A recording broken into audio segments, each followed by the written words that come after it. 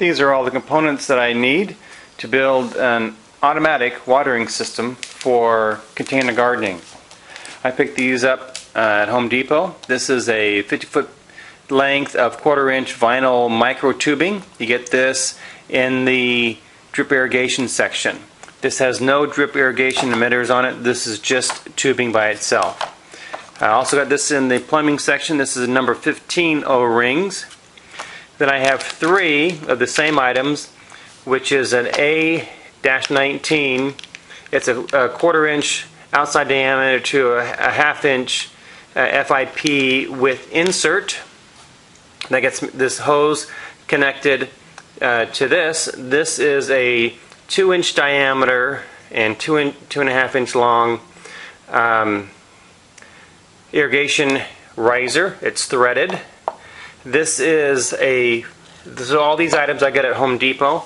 This here I got at Ewing, E-W-I-N-G irrigation. This was about $11. This is a float valve, adjustable float valve. These are 2 free buckets. This is a 2-gallon bucket.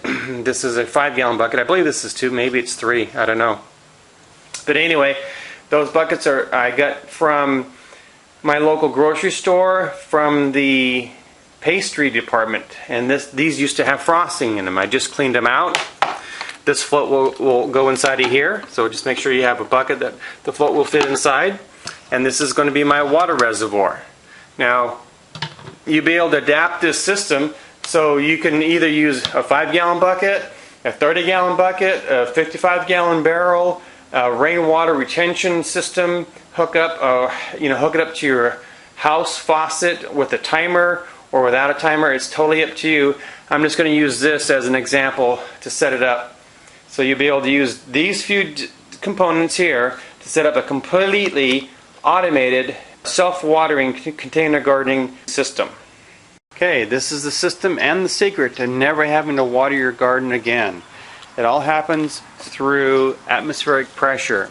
What we have here is our control bucket. This has a float in it, and it gets filled up with water from our water reservoir. The larger the bucket, the larger the container, the more hands-off you have. At any rate, your water reservoir is connected through a tube that comes into this bucket. This float regulates how much water is maintained in this bucket here. Then we have another tube that comes over to our bucket that has our plants in it. Here, this tube goes underneath because this bucket and this bucket over here are now connected. The water level will remain the same. Okay, so whatever water level we have set in here will be equalized over here. So you can see we've got a little air vent here. We have 4 of those. We simply take one of those air vents, run our tubing through it, and now this water bucket will always have the same amount of water in it day and night forever. If we want to add a new bucket and more plants, all we do is add another tube in here, run the next tube over to the next container, and because of atmospheric pressure, this tube will start filling up this container with water. Generally what you have to do is to start siphoning it. So I'm just going to go ahead and suck on it for a second. And there you go. It is now putting water into that bucket. Even though this goes up and over, let's just move this so you can see. Even though that is going up and over the bucket, because the end of this tube is at the same level or below water level in the previous bucket, this bucket will continue to fill up with water. So let's take a look. That's very simple, and this can go in for infinitum. You could add as many more buckets as you want with never running out of water, as long as you've got water in your water reservoir, and all those buckets will maintain the same water level. This is done very inexpensively. What I have in here is I have an irrigation riser. This is a threaded 1/2 inch diameter, 2.5 inch long irrigation riser. I've got a number 15 O-ring attached in there. I simply took my drill, measured, it didn't really measure, just kind of eyeballed where I needed to drill so I would still have enough room in here so I could get my hand under here to hold it. Drilled a hole in this, so get the appropriate size bit that you need.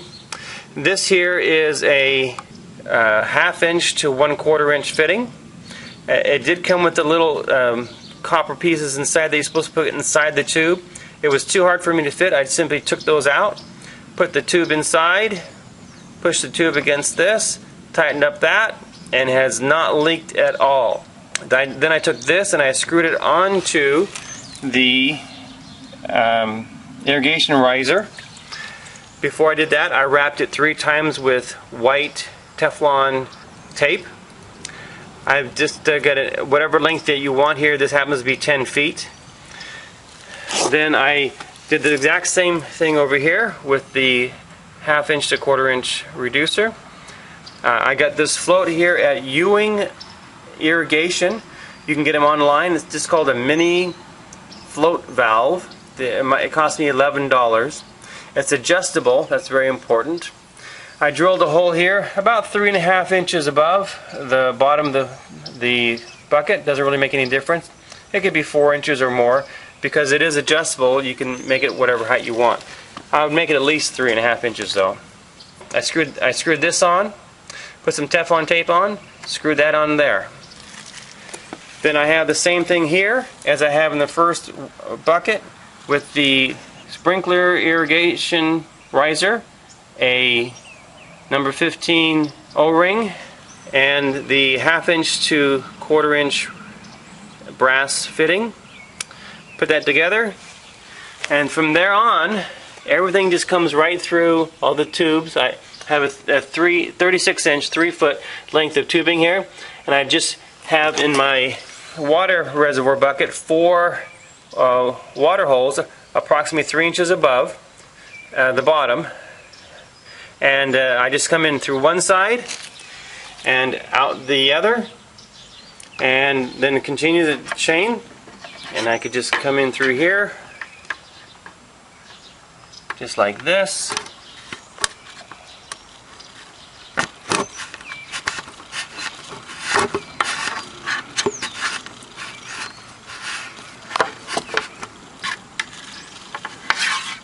And put that in here.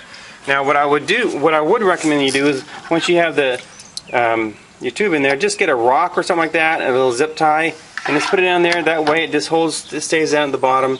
Works really well. I have tested and tested and tested this. It works without a fault. It is very inexpensive to do. Here we're using it on 5-gallon buckets, and I'll go into more detail here in the next video. But here, this is where you put the soil and your plants.